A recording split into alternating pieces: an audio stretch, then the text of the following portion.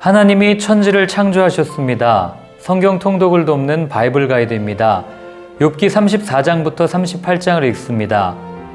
세상에 홀로 있는 것 같을 때, 아무도 나를 도와줄 수 없다고 느낄 때 두려움이 몰려옵니다. 하나님을 믿고 있지만 오래도록 소원한 것들이 이루어지지 않고 깨어지게만 할 때는 하나님께서 나를 버리셨나 하는 생각이 들지 않겠습니까? 욥이 그랬습니다. 그러나 애타게 하나님을 찾는 욥에게 드디어 하나님께서 나타나십니다.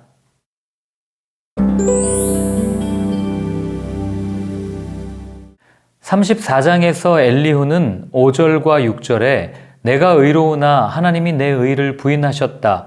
내가 허물이 없으나 화살로 상처를 입었다는 욥의 주장을 요약하며 7절부터 9절까지 욥을 비난합니다. 엘리후는 욥의 새 친구처럼 인간은 하나님에게 마땅히 받을 만한 것을 받는다고 주장합니다.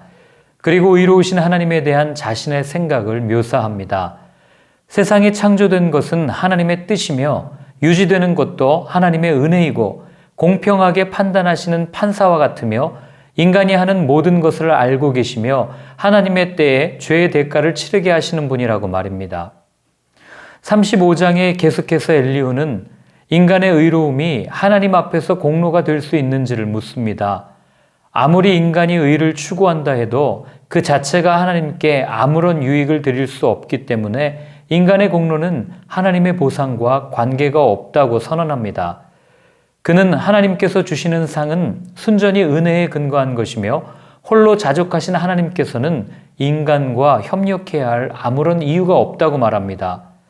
34장에서 욥을 악인과 함께 다니는 자라고 정죄했던 엘리후의 격앙된 어조는 36장에 이르러서야 부드러워집니다. 이는 엘리후의 변론이 비난과 책망에서 복종을 요구하는 충고로 전환되고 있음을 보여줍니다. 즉 엘리후는 사람이 까닭없이 고난을 받게 되는 것은 하나님의 숨은 섭리가 있을 것이라 말하며 욥에게 인내하기를 권면합니다. 또한 그는 36장, 37장에서 하나님의 능력과 위대함을 강조합니다. 엘리후는 피조 세계에서 불의함, 부당한 것을 발견하겠다는 것은 하나님의 위대하심을 부인하는 일이라고 말합니다. 그렇게 인간은 하나님을 두려워해야 한다고 주장합니다.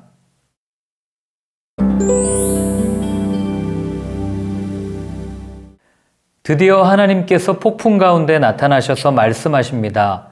고난이 부당하다고 호소하는 욥에게 직접적으로 답하지 않으시고 오히려 욥에게 질문하십니다. 내가 땅에 기초를 놓을 때 넌 어디 있었니? 사망의 문을 본 적이 있니? 지혜는 누가 준 건데? 한마디로 넌 인간이고 난 하나님이야. 인간이 알 수 없는 신비에 대해서 질문하신 겁니다. 4절부터 15절까지가 우주의 창조와 질서를 다루는 질문이라면 16절부터 38절까지의 질문은 인간이 자연의 세력을 통제할 수 없다는 것을 드러내는 질문입니다.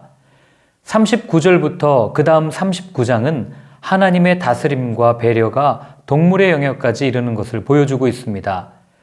또한 38장에 등장하는 여호와라는 명칭은 엘로힘, 엘로아흐, 샤다이 등 욥과 친구들의 대화에서 나왔던 하나님의 이름과 다릅니다. 여호와는 출애굽기 6장 2절부터 9절에서 하나님이 직접 말씀하셨던 스스로 있는 자라는 이름입니다. 즉 사람의 어떤 변론에 의해서도 비판받을 수 없는 최고 절대자로서의 하나님을 언급함으로 하나님과 인간 사이의 질적 차이를 설명하고 있습니다.